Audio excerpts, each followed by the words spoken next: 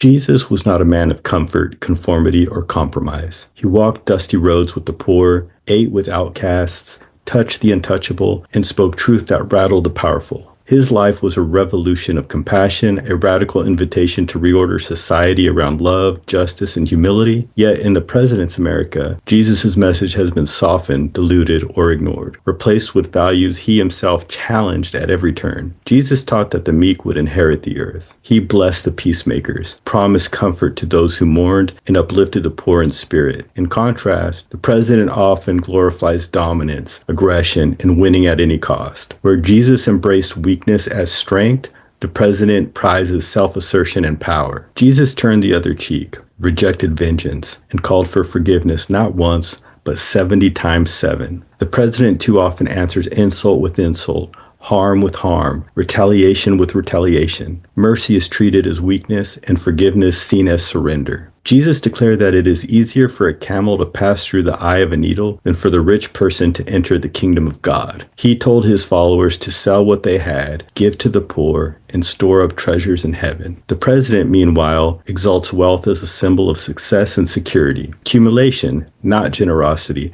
is too often the measure of a life well lived. Jesus fed the hungry, healed the sick. He told stories that reminded people that whatever they did for the least of these, they did for him. Yet the president leaves many hungry, denies care to the sick, and allows the vulnerable to fall through the cracks. Compassion is rationed, charity outsourced, and dignity too often forgotten. Jesus welcomed strangers, crossing borders of tribe, ethnicity, and religion. He lifted up a despised Samaritan as the hero of neighborly love and praised the faith of a foreigner. The president, however, often greets the stranger with suspicion, fear, or hostility. Where Jesus extended arms of welcome, the president builds walls of exclusion. Jesus humbled himself, washing the feet of his disciples and serving instead of demanding to be served. He warned against seeking titles, seats of honor, and public recognition. With the president, humility is often overshadowed by the pursuit of fame, influence, and applause. Service is applauded in theory, but self-promotion thrives in practice. Jesus gave his life not to preserve his own safety,